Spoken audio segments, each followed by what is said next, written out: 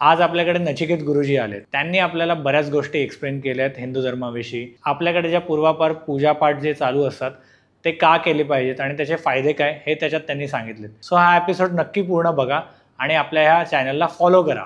तर नचिकेत सर, तुम्हाला स्पेशली तुम्ही इथे आलात ह्याच्याबद्दल खूप धन्यवाद. आणि तुमच्याकडून मला सुरुवातीलाच जाणून घ्यायचं आहे की तुम्ही गुरुजी आहात, ठीक आहे. तर हे गुरुजी म्हणजे आपल्याकडे गुरुजी पूजा करायला येतात किंवा लग्न कार्यामध्ये गुरुजी जे येतात, तर त्यांचं शिक्षण नक्की कुठून होतं? ते कुठून शिकलेले असतात? नॉर्मली कसं आहे आमच्या म्हणजे ब्राह्मण यामध्ये मुंज झाली की साधारण पाठशाळा म्हणजे गुरुकुल पद्धतीने पाठशाळा चालू होते. म्हणजे साधारण 7व्या वर्षी मुंज झाल्यानंतर काही मुलं तिकडे जाऊन शिकतात. 5 वर्ष 7 वर्ष किंवा पुढे अजून 12 वर्षापर्यंत अध्ययन करतात. म्हणजे तिकडचं जे लाईफ असतं ते पूर्ण वेगळं असतं की घरापासून लांब राहायचं.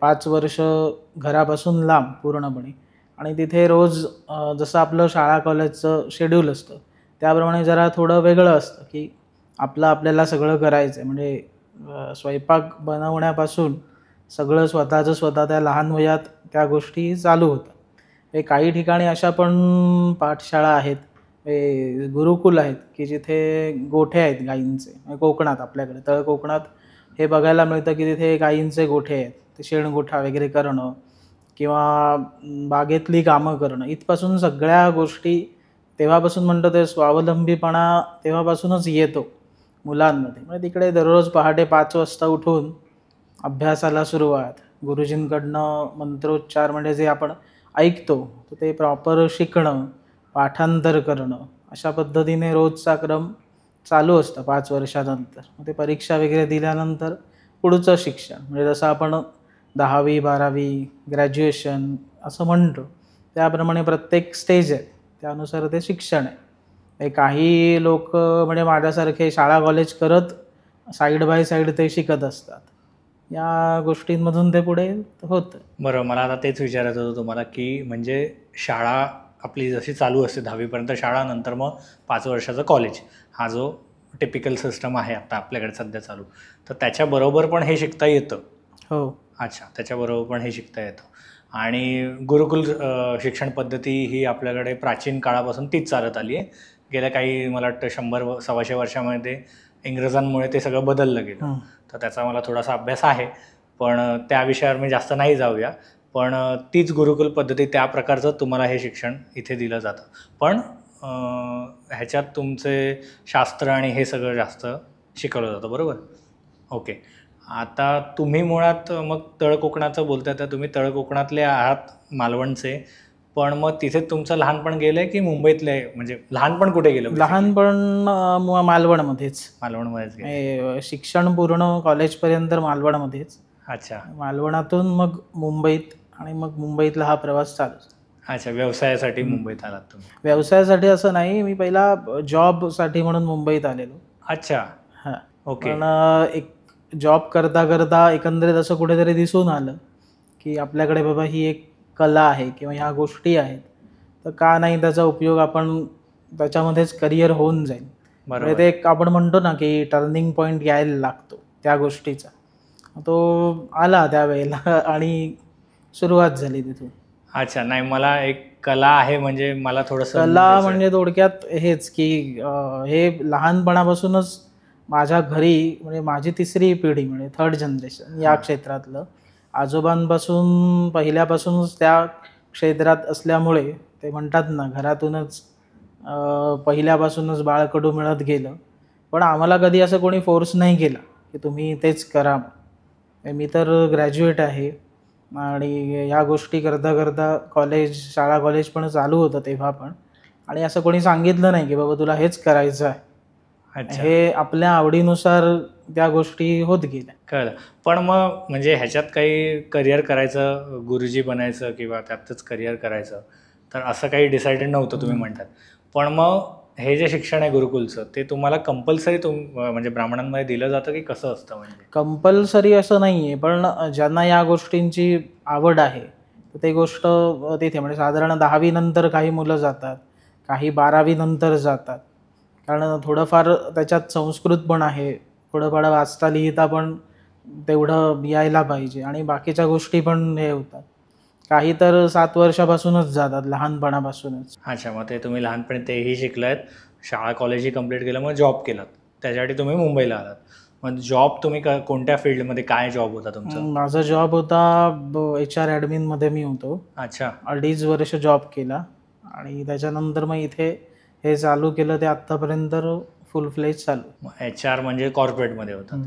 सो कॉर्पोरेटची नोकरी सोडून स्वतःचा व्यवसाय चालू करायचं काय, म्हणजे ह्याच्यात कसं काय याच्यात connection? तेच काही नाही, तेच सांगतो की असं काही हे नव्हतं की बाबा याच्यातच करायचं आहे. पण ते एक आपण म्हणतो ना, कुठे ना कुठेतरी आपला एक योग यायला लागतो त्या गोष्टीचा आणि तिथून मग त्या ह्याच्यात आलं आणि ते सुरुवात. पण हे काय आत्ता असं ठरवलेलं नव्हतं की मला हेच करायचं, पण ह्या गोष्टी अगोदरपासून चालू आहेत, लहानपणापासून.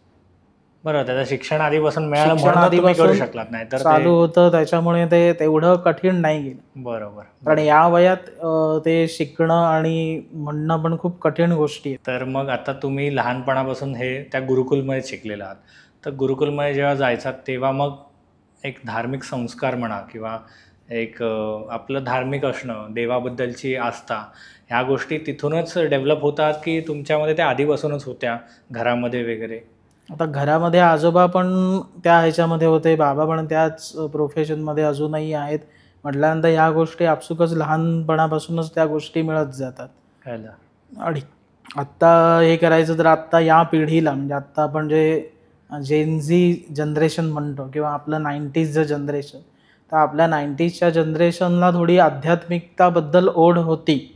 पण आत्ता या 2000च्या म्हणजे जेनझीच्या जनरेशनमध्ये तेवढं कुठे दिसून येत नाही आहे. पण त्यांना, त्या लोकांना तेवढं समजतं की आपण त्या ह्याला जायला पाहिजे. पण केव्हा समजतं, तर ज्यांना काही ना काहीतरी कुठेतरी काहीतरी अडतं किंवा काही ना काहीतरी बाबा एक समजतं की बाबा हे केल्यामुळे आपल्याला काहीतरी होईल, असं होतं. पण आपल्याला म्हणजे आम्हाला तेव्हा हे नव्हतं असं की आपल्याला हे का करायचं आहे, असं काही हे नव्हतं.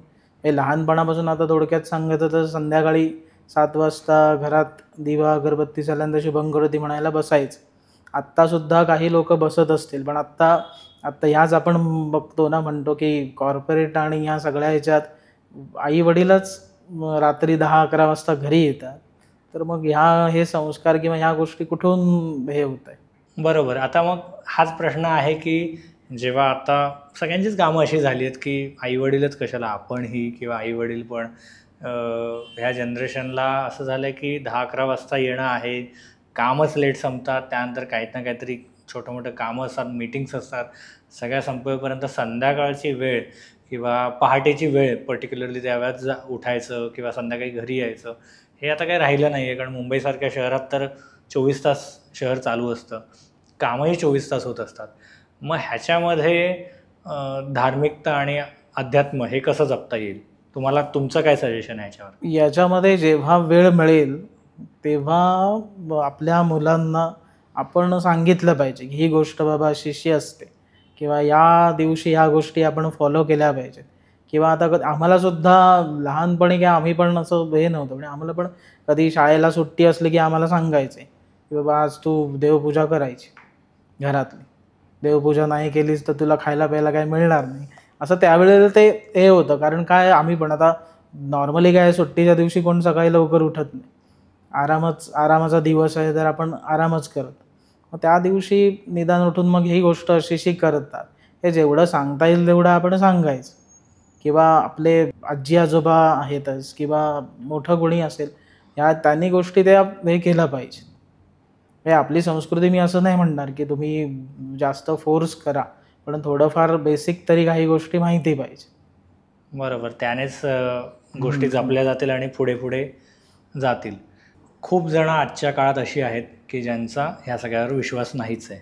म्हणजे देव आहे की नाही ही खूप लांबची गोष्ट आहे, पण साध्या साध्या प्रार्थना करणं किंवा जे काही, म्हणजे देव आहे की नाही हेही त्याच्यात निगडीत, त्याविषयीच मी आहे म्हणजे माझं बोलणं, की लोकांना ह्या सगळ्यावर विश्वास नाही आहे. तर मग ज्यांचा विश्वास नाही आहे त्यांना तुम्ही काय सांगाल की हे जे आपलं पूर्वापार हिंदू पद्धतीने ज्या गोष्टी होत आल्यात तर त्या सगळ्या पूजाविधी किंवा मंदिरं ह्यांच्याविषयी लोकांना ज्यांना विश्वासच नाही आहे त्यांना तुम्ही काय सांगाल? की आपण आता एक नॉर्मली बघा, कुठल्या पण एका मंदिरात गेल्यानंतर आपल्याला एक शांत ठिकाण होतं किंवा पॉझिटिव्ह थिंकिंग होतं तिथे. विचार येतात आपल्याला. जर आपण काही निगेटिव्ह गोष्टी मनात असतील तर. मग हे तिथे असलेल्या वाइब्समुळे त्या गोष्टी आहेत. तर तिथे त्या वाइब्स कशा हे होतात, निर्माण होतात. तर तिथे काही ना काहीतरी पूजाविधी रोज चालू असतो मंदिरात. मंत्रांचे व्हॉईस ऐकायला येत असतात तिथे. त्याच्यामुळे वाइब्स तयार होतात. पण हे जेव्हा तुम्ही स्वतः कराल, रोज बाबा मी एक काहीतरी चॅटिंग करतोय, कुठला तरी मंत्राचा जप करतो किंवा कुठलं स्तोत्र म्हणतोय, पण याचा रिझल्ट तुम्हाला लगेच नाही मिळत. याच्यासाठी थोडा वेळ जातो.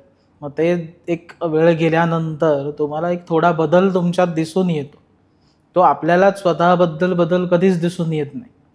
म्हणजे म्हणतो ना आपण की एखादा प्रकाश लावल्यानंतर त्या प्रकाशाला नाही कळत की मी किती लोकांना उजेड देतोय आणि माझ्या त्या लाईट्समुळे किंवा उजेडामुळे किती जणांना अंधारातून दूर जातात हे त्याला नाही कळत. तसंच आपल्या बाबतीत होत असतं की आपण कुठे ना कुठेतरी काही ना काहीतरी ते होत असतं.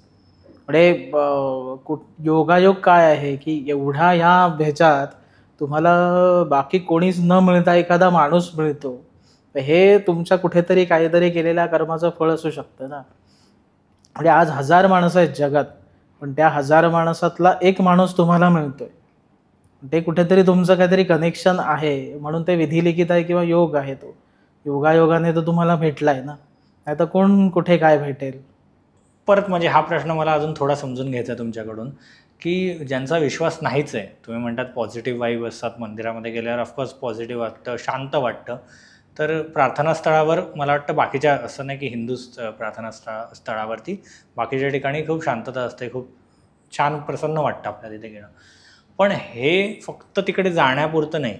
ओव्हरऑल जे माणसांचा विश्वासच नाही आहे आणि ओव्हरऑल ज्यांच्या लाईफस्टाईलमध्ये एखाद्या देवावरती विश्वास ठेवणं हे नाहीच आहे. तर त्यांच्यासाठीचं असलेलं आयुष्य आणि ज्याचा एखाद्या माणसाचा देवावरती खूप विश्वास आहे, तो रेग्युलर प्रार्थना करतो आहे, मंदिरात जातो आहे, ह्या सगळ्या गोष्टी करतो आहे. पण ह्या दोघांमधला फरक काय राहतो आणि म्हणजे काय ह्याच्यातलं मला समजून घ्यायचं की ज्याचा विश्वास नाही आहे त्याला तुम्ही काय सांगाल मग ज्याचा विश्वास नाही आहे त्यांनी एकदा आधी पहिली तर सुरुवात तर करून बघावी. किंवा काही वेळेला काय होतं, काही वेळेस त्याने काही ना काहीतरी त्याला सांगितलेलं असतं ही गोष्ट कर, पण ती गोष्ट करून त्याला काही मिळत नाही. म्हटल्यानंतर तो म्हणतो हे काय सगळं बरोबर नाही आहे आणि ह्याच्यावरती माझा काही विश्वास नाही. पण काही वेळेला काय होतं की जर समजा तुम्हाला एखादी गोष्ट 10 वेळा करून म्हणून सांगितली, तुम्ही 7-8 वेळा केल्यानंतरच कंटाळता.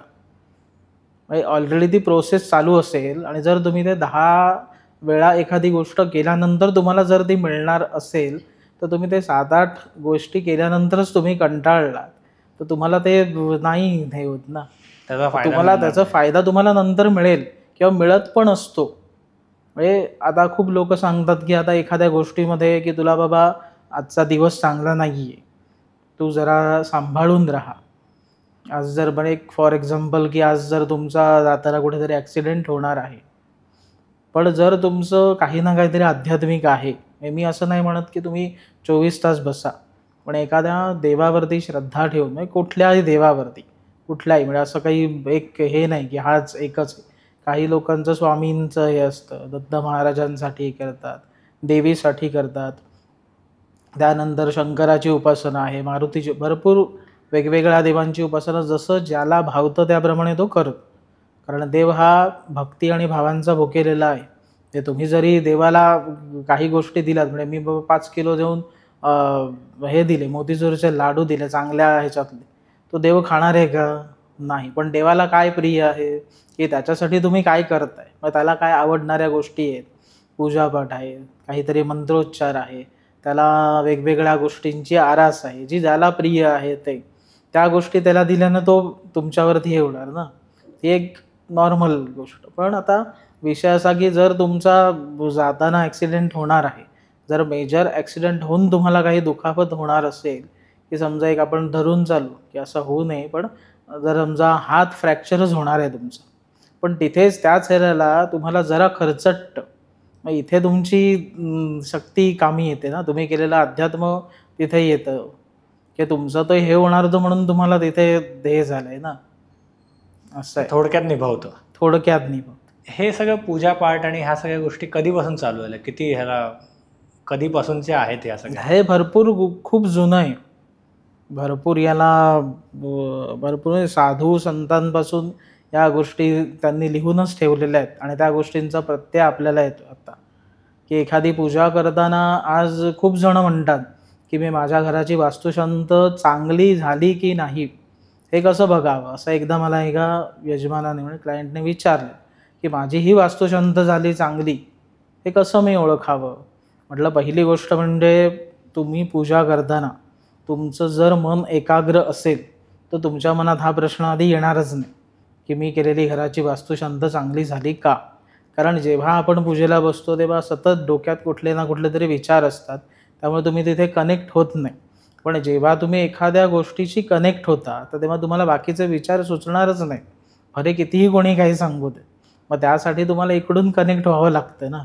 जर तुम्हाला 1 तास बाबा तिथे बसून पूजा करायची आहे तर तुमचं पूर्ण कॉन्सन्ट्रेशन तिथे पाहिजे की बाबा आपण ही पूजा करतोय. बाकीच्या गोष्टींमध्ये तुमचं जर लक्ष राहिलं तर त्याला काही हेच नाही ना होणार. तुम्ही आध्यात्मिक आहात आणि तुम्ही पूजापाठ करतात, स्वतः तुम्ही त्या जाऊन पूजापाठ करून घेतात प्रत्येकाच्या घरी. तर आता इंस्टाग्रामचा टाईम आहे, इंस्टाग्रामवरती बरेच व्हिडिओज टाकत असतात, अध्यात्माविषयी पण बऱ्याच गोष्टी सोशल मीडियावर येत असतात.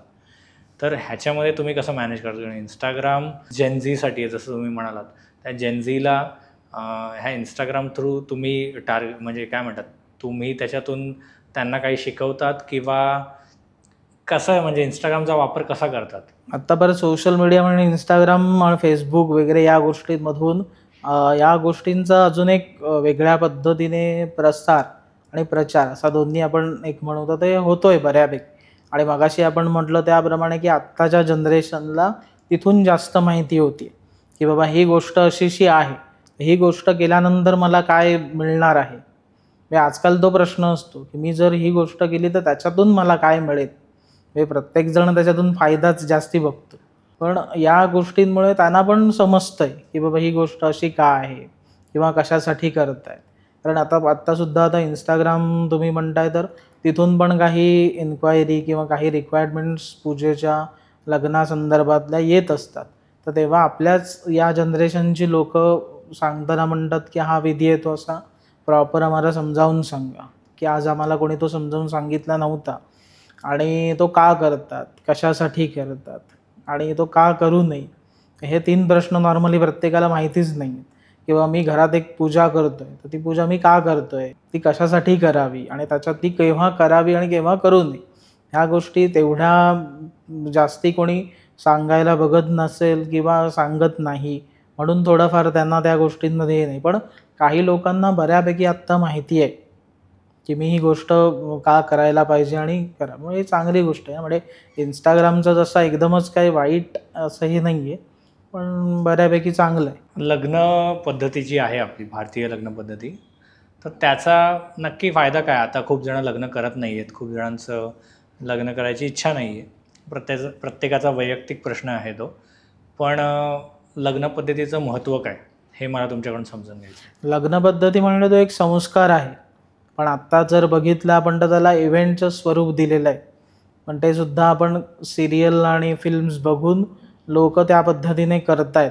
पण काही लोक ते करूनसुद्धा आपली पद्धत म्हणजे आपल्या ज्या काही चाली रूढी परंपरा आहेत तर त्या जपतसुद्धा लोक करत आहेत. पण मला असं वाटतं की तो एक संस्कार आहे, तो संस्कारासारखा झालेला चांगला. म्हणजे जर समजा 12:30चा मुहूर्त असेल तर त्या मुहूर्तावरती लग्न लागलं पाहिजे. ते 1:30 आणि 2 वाजता लागून मग त्याला अर्थ काही राहत नाही. आपल्या आयुष्यात कर्म हा जो प्रकार आहे, कर्म जे आपण म्हणतो, त्या कर्माचा किती प्रभाव पडतो आणि कर्म किती महत्त्वाचं आहे आपल्या आयुष्यात? कर्म थोडक्यात जेवढी आपण चांगली कर्म करू तर त्याचा रिझल्ट आपल्याला उशिराने का होईना पण 100% मिळतो. म्हणजे जसं आत्ता शनीची 7:30 काही लोकांना चालू झाली तर काही लोकांना त्या 7:30 त्रास होतो, काहींना होत नाही. म्हणजे थोडक्यात सांगायचं काय तर शनी हा कर्माचा दाता आहे. तुम्ही जेवढी चांगली कर्म करणार तर तेवढा तुम्हाला नंतर फायदा त्याचा 100% होणार. हे शनी तुम्हाला थोडक्यात सांगायचं तर कर्म बघून फळं देतो. तो कर्मदाता त्याला म्हटलं जातं, की तुम्ही जर चांगलं केलं तर तुम्हाला 100% त्या गोष्टीचा रिझल्ट नंतर मिळणार. कारण शनी हा मंदगतीने चालणारा आणि मंदगतीने काम करणारा ग्रह आहे. त्याच्यामुळे आता या शनीच्या 7.5मध्ये खूप लोक म्हणतात की आम्हाला त्रास होतोय किंवा त्रास होणार आहे किंवा या गोष्टी कुठे ना कुठेतरी कर्मावरती अवलंबून असतात. हे जेवढं तुम्ही चांगलं कर्म करणार त्याची फळं तुम्हाला नंतर चांगली मिळणारच आहेत. हे थोडक्यात कर्म कुठली चांगली करावीत असं काही ठरवून आपण करत नाही, की एखाद्याला कुठल्या गोष्टीत फसवू नये किंवा काही वेळेला दुसऱ्याचं काही नुकसान होईल या गोष्टींचा विचार करून आपण काही त्रास देऊ नये. हे सुद्धा एक प्रकारचं कर्मच आहे. म्हणजे एक सिंपल समजायला सोपं असं उदाहरण. शनीची 7.5 तुम्ही म्हणालात मला आत्ता, तर शनीची 7.5 आता काही मोजक्या ह्यांना चालू झाली आहे, मोजक्या राशींमध्ये ती आलेली आहे. तर त्याच्यापासून आपल्याला काय म्हणतात, त्याच्यापासून आपल्याला वाचायचं असेल किंवा त्याचा प्रभाव कमी हवा असेल तर त्याच्यासाठी काय चांगले पर्याय आहे? शनीसाठी दर शनिवारी मारुतीच्या किंवा शनीच्या देवळात जायचं, तेल दान करायचं, तिथे पण मंदिरात तेल हे करायचं किंवा आत्ता हे रस्त्यावरती फिरणारे लोक आहेत तर त्यांना काही ना काहीतरी काळी वस्त्र किंवा काळी घोंगडी वगैरे असते, मग ब्लॅक कलरचं काही त्या गोष्टी दान करायच्या किंवा त्यांना ऑइली फूड्स म्हणजे ऑइलमधनं बनणारे जे पदार्थ असतात तर ते त्यांना द्यायचे. आणि जेवढं शक्य होईल तेवढं हनुमानासाठी किंवा शनीसाठी जेवढं आपल्याला करता येईल तेवढं आपण करू शकतो. थोडक्यात हनुमान चालीसा आहे, हनुमान वडवानल स्तोत्र आहे, ते ऐकायचं. जर हनुमान चालीसा म्हणता येत असेल तर रोज संध्याकाळच्या वेळेला म्हटलेली पण चांगली आहे. हे जेवढं तुम्ही या गोष्टी करा. आणि दुसरी गोष्ट अशी की ब्लॅक कलरचा कपडा किंवा दोरा शक्यतो घालायचा नाही आता ह्या पिरियडमध्ये. हे शक्यतो घालूच नाही. हे आपल्याला जुने लोक सांगत होते की काळे कपडे घालू नयेत, पण आता आम्हाला लोकांना सगळ्यांना ब्लॅक कलर प्रिय झाल्यामुळे लोक आता ते ब्लॅक शर्ट जास्त यूज करतात. वास्तुशांत का महत्त्वाची आणि का करावी? नॉर्मली नवीन घर घेतल्यानंतर की आपल्या ह्याच्यामध्ये वास्तुशांत करावी, तर ती का करावी, केव्हा करावी आणि कशासाठी करावी हे खूप लोकांना माहिती नाही. पहिल्यांदा का करावी हे सांगतो आणि मग बाकीच्या 2 प्रश्नांची उत्तरं देतो. तर जेव्हा आपण नवीन घर घेतो, घर घेतल्यानंतर आपल्याला एक स्टोरी माहिती आहे की वास्तुपुरुष ते सोन्याच्या प्रतिमेने आपण त्याला पुरतो, त्याला निक्षेप म्हणतात. तर ते पुरण्यामागे पण कथा अशी आहे की वास्तुपुरुष हा राक्षस होता आणि तो शिवांचा भक्त होता, शिवशंकराचा. आणि त्याने एकदा उच्छाद मांडला आणि मग खूप काही काही चालू होतं आणि त्याच्यात मग शंकरांनी त्याला शाप दिला, जाऊन पृथ्वी तलावरती पडशील वगैरे. आणि त्याच्यानंतर त्याला असा पण उशाप होता, त्याने हे केलं की मी तुमची भक्ती केली आहे तर मग मला काहीतरी वरदान पाहिजे. मग तेव्हा शंकरांनी सांगितलं की जेव्हा पृथ्वी तलावरती लोक घर बांधतील तर तेव्हा तुला पुरतील जमिनीमध्ये, आणि जे लोक पुरणार नाहीत तर त्यांचं घर तू खाऊन टाकायचं, असं त्याला एक ते वरदान दिलेलं आहे. म्हणून आपण वास्तुशांत करताना ती प्रतिमा हे करतो. आता ते वास्तुशांत का करावी, तर आपण जेव्हा आता आपण मुंबईत राहतो, फ्लॅटमध्ये राहतो, त्याच्यामुळे आपण काही जमिनी लगत असं राहत नाही. जरी आपण कितीही माळ्यावरती राहत असू. म्हणजे आत्ता जर आपण 16व्या माळ्यावरती आहोत तर 16व्या माळ्यापासून खालीपर्यंत, तर जेव्हा एखादी बिल्डर जमीन घेतो, जमिनीवरती सगळ्या गोष्टी, तिथे काही झाडं असतात तर त्या झाडं तोडली तर तो सुद्धा दोष आपल्याला लागतो. कारण आपण नंतर जागा विकत घेतो, ती लोकांची घरं असतात. किंवा आता रिडेव्हलपमेंट होते मुंबईमध्ये, तर रिडेव्हलपमेंटला सुद्धा काही लोक तयार होत नाहीत. त्यांना ते वाईट वाटत असतं की आपलं घर तोडून तिथे मोठा टॉवर बांधला जातोय, तर ते काही लोकांच्या मनात नसते ह्या गोष्टी. तर हे दोष आपल्याला लागतात जेव्हा आपण एखादी कुठलीही वास्तू, म्हणजे ऑफिससाठी जागा किंवा घरासाठी जागा किंवा बंगल्यासाठी जागा आपण घेतो. ते घेतल्यानंतर वास्तुशांत करण्यामागे हेच कारण आहे की ते वास्तूचे दोष निघून जावेत आणि ही वास्तू आपल्याला चांगल्या प्रकारे सुख समृद्धीकारक जावी यासाठी म्हणून वास्तुशांत करतो. आता राहिला प्रश्न दुसरा, तर ती केव्हा करू नये. तर आत्ताच आपला पाडवा झाला, पाडव्याच्या दिवशी भरपूर जणांचे फोन मला येत होतं की आपल्याला वास्तुशांत करायची, 3:30 मुहूर्तापैकी एक मुहूर्त. ठीक आहे, नो प्रॉब्लेम, 3:30 मुहूर्तापैकी एक मुहूर्त आहे, मान्य आहे. पण रविवारी आल्यामुळे शक्यतो रविवार आणि मंगळवार या 2 दिवशी वास्तुशांत करू नये. तर ते का, तर त्याच्यामागे रवी आणि मंगळ हे 2 ग्रह एकदम ऊर्जावाले आहेत. म्हणजे सूर्याचं तर तुम्हाला कळतं त्याप्रमाणे अग्निकारक ग्रह आहेत, अग्नितत्वाचे. तर म्हणून त्या अग्नितत्वाच्या या दिवशी वास्तुशांत करू नये, म्हणून रविवारी आणि मंगळवारी करू नये. हे खूप लोकांना नाही पटत. आम्हाला रविवारी सुट्टी असते, आम्हाला रविवारीच करायची, मग करा.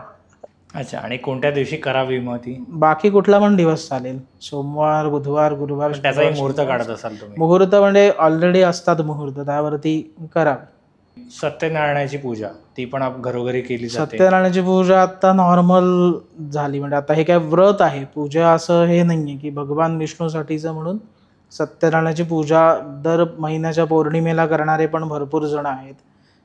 वर्षातून एकदा म्हणजे संक्रांती दिवशी करावी, चांगलं. दर महिन्याच्या पौर्णिमेला करणारे पण खूप लोक आहेत की दर महिन्याला करतात. मग पौर्णिमा, संक्रांत हा दिवस खूप चांगला आहे. अच्छा, पण पौर्णिमा आणि संक्रांत तुम्ही म्हणतात, पण अमावास्येला पण केली जाते?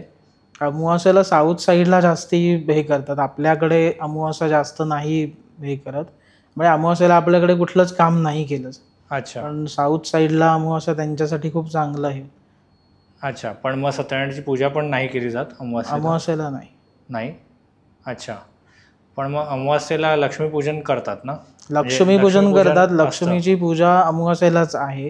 पण आता खूप लोकांचं म्हणणं असं आहे की ते अमावास्येला बाकीच्या काही गोष्टी करू नयेत किंवा करत नाहीत, त्यामुळे ते व्रत नको करायला, त्यामुळे ते शक्यतो नाही करत. पण ते व्रत का केलं पाहिजे? म्हणजे त्या पूजेचं ते हे सांगितलंच जातं त्या व्रताबद्दलचं, पण ते व्रत म्हणजे भगवान विष्णूसाठीच हे आहे. अच्छा, की विष्णू लक्ष्मीसाठीच आपण ते करतोय ना. कळलं. लक्ष्मी सहित सत्यनारायण, म्हणजे लक्ष्मी आणि विष्णू या दोघांचं मिळून ती पूजा आहे थोडक्यात. विष्णू म्हणजे याच्या मोक्ष आणि याच्यासाठी विष्णू, आणि लक्ष्मी म्हणजे पैसा वगैरे या गोष्टी. लक्ष्मी म्हणजे देवीचंच एक, म्हणून ते एक व्रत म्हणून करतात. पण आता अजून एक असं झालं की वास्तुशांत आणि सत्यनारायणाची पूजा एकत्रच करतात लोक. ती शक्यतो करू नये, पण वास्तुशांतीचा आणि सत्यनारायणाच्या पूजेचा तसा काही संबंध नाही. कारण वास्तुशांत हा प्रकार पूर्ण शांती कर्मामध्ये आहे आणि हे सत्यनारायणाची पूजा हे व्रत आहे. पण हे पण काही लोकांना अजून पटत नाही त्या गोष्टी, त्या एकत्र करू नये, एकाच दिवशी करू नये शक्यतो. पण आता लोकांचं असं हे होतं की वास्तुशांतीला हे केल्यानंतर जर आपण बोलवायचं झालं लोकांना, तर मग सत्यनारायणाची पूजा करावी. तर आम्ही काही लोकांना सजेस्ट करतो की नेक्स्ट डे करा, त्या दिवशी तुम्ही लोकांना बोलवू शकता, किंवा वास्तुशांत पूर्ण झाल्यानंतर करा. अच्छा, ती संपली की मग पूजा करा. पण त्याचा आणि तसा एकत्र करावी असं कुठे तरी मला तरी नाही आठवत काही कुठे असं सांगितलं. उदक शांती असा पण एक प्रकार असतो. उदक शांती काय, म्हणजे वास्तुशांती तर झालं, पण उदक शांती काय असते? उदक शांत म्हणजे उदक म्हणजे पाणी, पाण्याद्वारे केलेली वास्तूची शांत. म्हणजे थोडक्यात काही लोकांना उदक शांत वास्तुशांत करणं शक्य नाही होत, किंवा काही अडचणींमुळे किंवा काही प्रॉब्लेम्समुळे नाही शक्य होत. मग उदक शांत केलेली पण चांगली आहे, किंवा वर्षातून एकदा घरी किंवा ऑफिसमध्ये उदक शांत करा. हे थोडक्यात उदक शांत काय आहे, तर चारही बाजूला गुरुजी बसून मध्ये एक कुंभ म्हणजे एका पाण्यामध्ये त्याच्यावरती दर्भाचं आच्छादन, आणि त्या सगळ्या गोष्टींनी 4 बाजूला 4 गुरुजी बसून मंत्र म्हणतात, आणि त्याचे वाईब्स त्या ब्रह्मा म्हणजे जो दर्भाचं आच्छादन असलेलं एक वरती छत्रीसारखं एक असतं, त्याच्यामध्ये ते पाण्यामध्ये त्या पूर्ण वाईब्स हे केलं जातं, आणि मग ते पाणी पूर्ण वास्तूमध्ये, ऑफिसमध्ये, घरात असं शिंपडलं जातं. आणि त्याने पण खूप अशा गोष्टी की पॉझिटिव्हिटी घरात एक वेगळ्या प्रकारचं, थोडक्यात सांगायचं तर क्लिन्झिंग. आपण आता हे कोरोनापासून म्हणतोय ना की क्लिन्झिंग आणि बाकी सगळ्या गोष्टी, सॅनिटायझेशन, एक सॅनिटायझेशन सॅनिटायझेशन पण ह्याला उदक शांतीला कमी वेळ लागतो वास्तुशांतीपेक्षा. हा, उदक शांतीला 2 तास, वास्तुशांतीला साधारण 2.5-3 तास. 2.5-3 तास लागतात. ओके. पण त्याच्यामध्ये हवन नाहीये उदक शांतीला, वास्तुशांतीला हवन. नवग्रह पूजेबद्दल मला समजून घे की नवग्रह पूजा कशाला करायची आणि त्याचं महत्त्व काय आहे मुळात. नवग्रह पूजा तेच की ग्रहांची अनुकूलता आपल्याला राहावी. जे ग्रह आपल्या कुंडलीमध्ये व्यवस्थित चांगले नाही आहेत आणि जे ग्रह चांगले आहेत तर त्यांची चांगली कृपादृष्टी राहावी, याच्यासाठी म्हणून नवग्रह शांती आपण करतो. आणि नॉर्मली वास्तुशांत करताना किंवा कुठलंही होम हवन करताना त्याच्यातून तुमचं म्हणजे त्याच्यात नवग्रह तरी येतातच, मग त्याच्यासाठी हवन आणि या गोष्टी होणारच. अच्छा, पण वेगळी नवग्रह शांती किंवा नवग्रह पूजा वेगळी करतात का लोक? हा, नुसती नवग्रह शांती असं हे नाही. शांती म्हणजे वेगळा प्रकार. नवग्रह हवन म्हणजे तेच की नवग्रहांचं फक्त हवन केलं तर ग्रहमग वगैरे थोडक्यात म्हणतो. म्हणजे जसं आपण लग्नामध्ये ग्रहमग करतो, तो ग्रहमग वेगळ्या पद्धतीचं की तेच केलं लग्नामध्ये नवग्रहांची अनुकूलता राहावी आणि जे आपण काम करणार आहोत तर ते कुठल्याही प्रकारचं निर्विघ्न येऊ नयेत म्हणून एक नवग्रह शांती किंवा ग्रहमग आपण त्याला म्हणतो. अच्छा, मग ते त्याचं हवन केलं जातो, पण त्याचा फायदा काय होतो आपल्याला? आणि मग त्याचा फायदा हाच की ग्रहांची अनुकूलता, ग्रहांचे आशीर्वाद आपल्याला चांगले राहावेत आणि आपण जे घरामध्ये राहतोय किंवा ज्या ऑफिसमध्ये आपण करणार आहोत पूजा, तर तेच थोडक्यात वास्तू आणि घरात ओरा क्लीन किंवा थोडाफार वाईब्स याच्यासाठीच आहे. मी 2 ऋणांविषयी ऐकलं की 2 ऋण असतात, तर ते काय असतात? त्याच्यातून आपल्या आयुष्यावर काय परिणाम होतो? 2 ऋण म्हणजे एक म्हणजे देवऋण आणि दुसरं पितृऋण.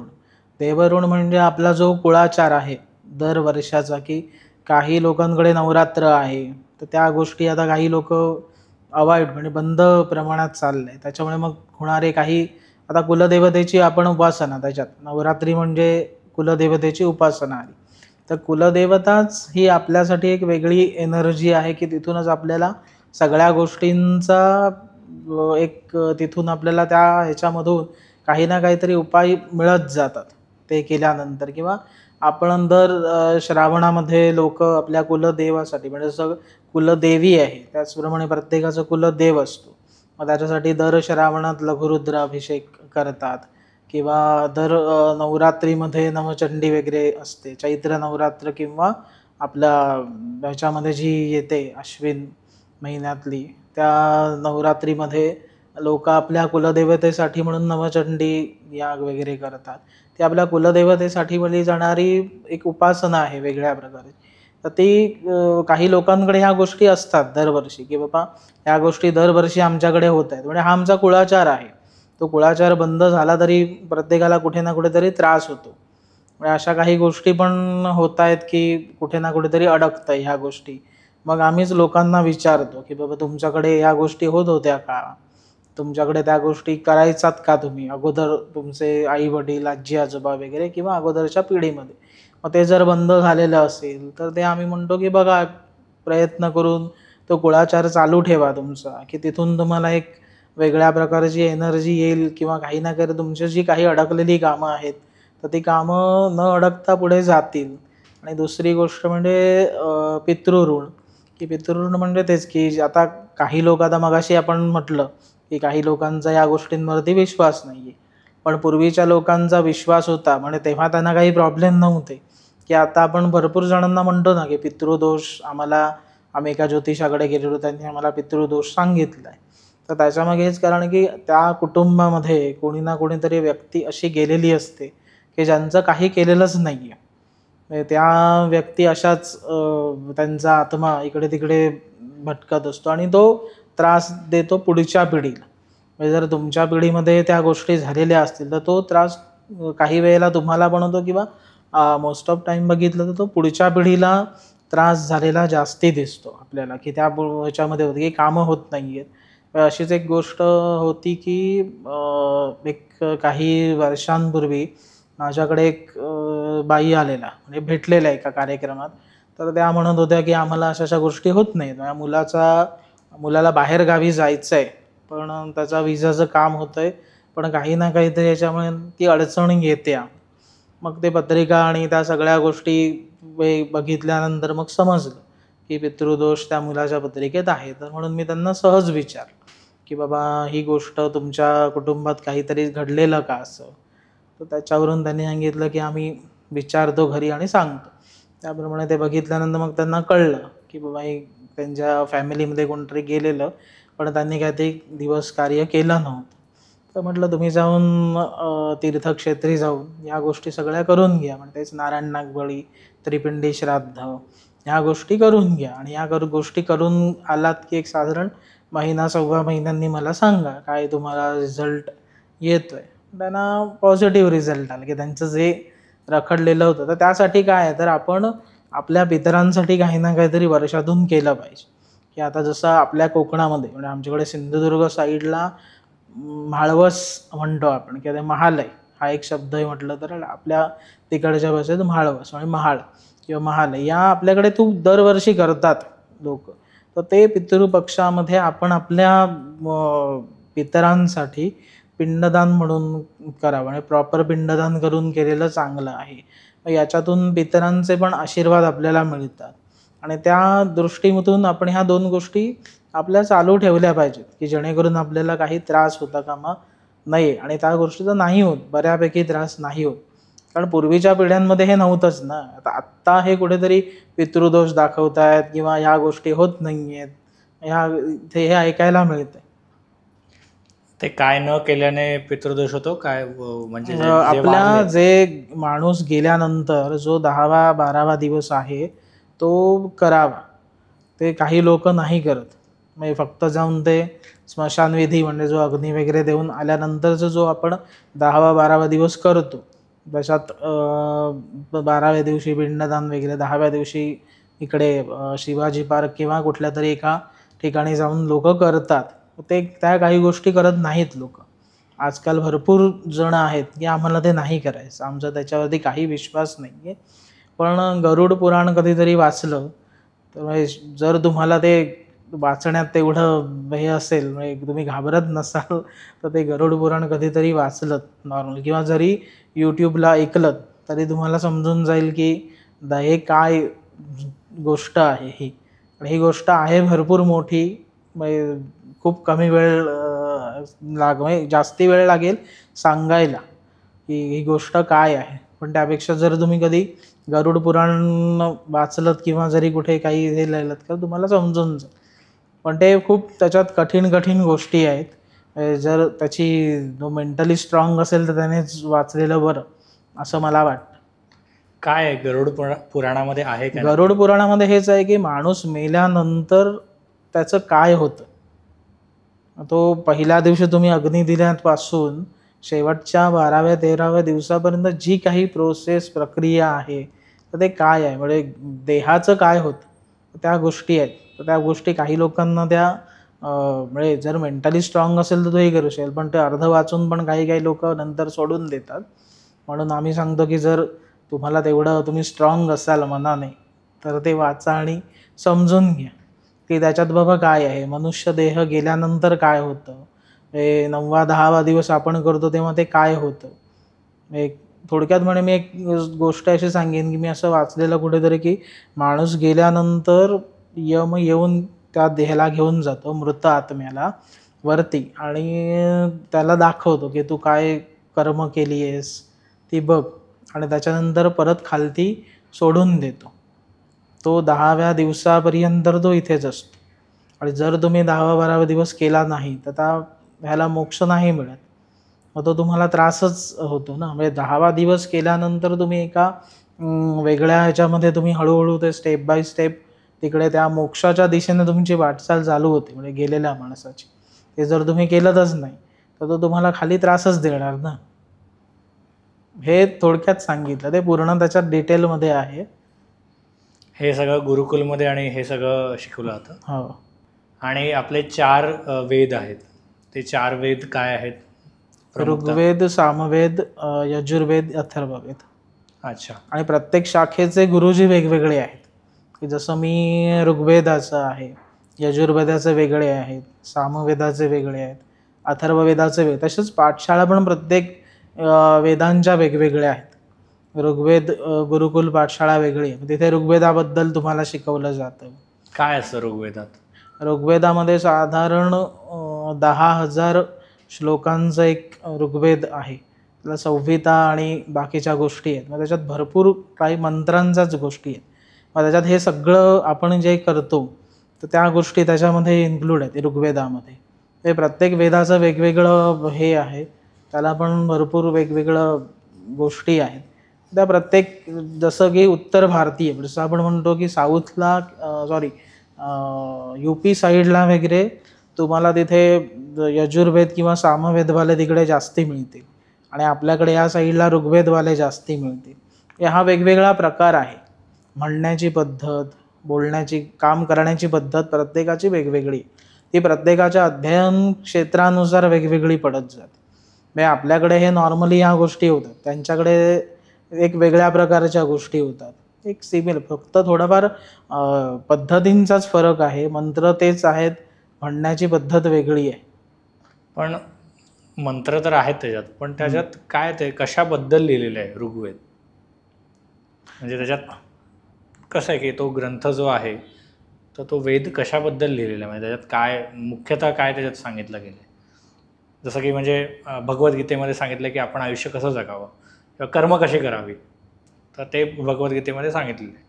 तसंच मग ऋग्वेदात काय म्हणजे मुख्यतः सांगितलेलं आहे? ऋग्वेदामध्ये ऋषीमुनींनी लिहिलेल्या मंत्रांचं आहे की एखादा एक मंत्र आहे, किंवा आता हे सुद्धा आपण जे म्हटलं मागासपासून म्हणतो की ह्या गोष्टी आहेत, तर ह्या गोष्टी वेदांपासूनच निर्माण झालेल्या गोष्टी आहेत. म्हणजे आपण एखादी एक गोष्ट करतोय किंवा आपण म्हणतो की मंत्राने अग्नी प्रज्वलित करता येतो का, तर करता येतो. पण हे मोठमोठ्या यागामध्ये ह्या गोष्टी घडतात. किंवा ऋग्वेदाचा याग असेल तर तिथे त्या वेगवेगळ्या पद्धतीच्या ह्या गोष्टींमध्ये हे होतं की मंत्रामध्ये तेवढी ताकद आहे की एखादी गोष्ट होऊ शकते. एक आता कुठेतरी तुम्ही ते एक रील किंवा एक व्हिडिओ बघितला असेल की एखाद्याने पाण्यामध्ये लिंबू हे केलेला, लिंबू नॉर्मल ठेवला तर तो खाली गेला पूर्णपणे.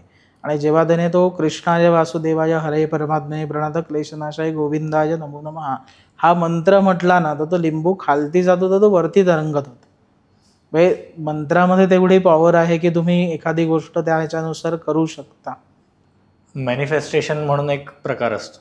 तर आपण एखाद्या गोष्टीविषयी काही आपण विचार करत राहिलो की हे आपल्या आयुष्यात होईल, तर ते काही काळाने होतं का, हा मुळात प्रश्न आहे. आणि मॅनिफेस्टेशन खरंच किती आपल्या हिंदू धर्मात आणि आपल्या कल्चरमध्ये किती खरंच त्याचं किती महत्त्व आहे? मॅनिफेस्टेशन्स आहेत की आपण एखादी गोष्ट एक सतत डोक्यात ठेवली की बाबा मला ही गोष्ट मला पाहिजे, ती गोष्ट मला पाहिजे, तर होते. आता अजून एक अनुभव सांगेन की मी एका ठिकाणी गेलेलो, तर तिथे त्या एक मॅडम होत्या, तर त्यांनी आम्हाला गोष्ट सहज सांगितली की तेव्हा त्यांच्याकडे मोठं घर नव्हतं. आत्ता त्या 4 BHK मध्ये वर्सोवा साईडला वगैरे राहत आहेत.